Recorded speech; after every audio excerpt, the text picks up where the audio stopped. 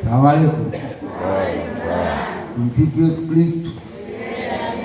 Kazi na utu. Nawashukuru sana katibu tawala, kamati ya usalama, mkoa Chache hapa TAKUKURU, OCD naona hayupo, watendaji wa kata, maafisa maendeleo, mkiongozwa na bosi wenu hapa Florentina, wananchi wote. Mambo vipi? Fresh Naona nyuso zenu za tabasamu. Za tabasamu maokoto, si ndio? Hapana bana. Jamani, mimi jina langu si unanijua? Hamna.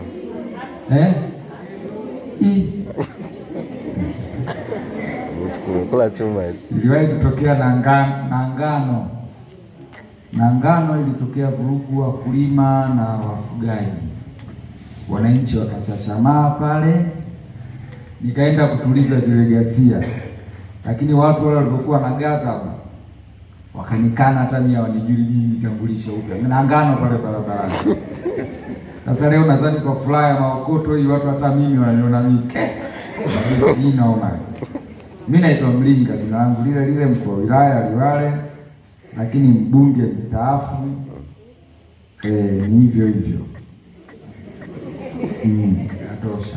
Sasa mimi napenda kumshukuru Mwenyezi Mungu mwingi wa rehema aliyetujalia afya na uhai tukaweza tukakutana hapa, na naomba aendelee kutujalia hivi vikao chetu kishe salama. Mafunzo, nyinyi mnayokopa hiyo mikopo msije mkawa wajanja, msirudishe. Mungu awajalie mpate maokoto mengi, mrejeshe, mkope tena miela mingi zaidi kuliko.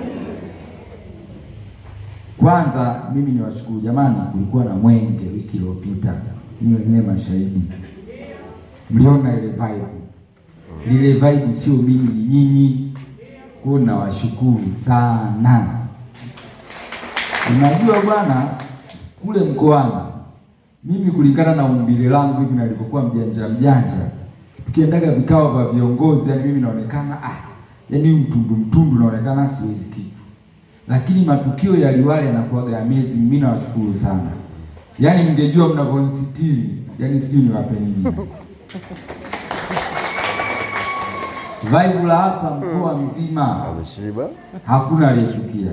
Mimi nilikuwepo kule, nimerudi jana, tulikabidhi mwenge kimkoa. Kwa hiyo mwenge wakati uko Mtama niliona, mwenge wakati uko manispaa niliona. Waliona aibu hata kupiga picha.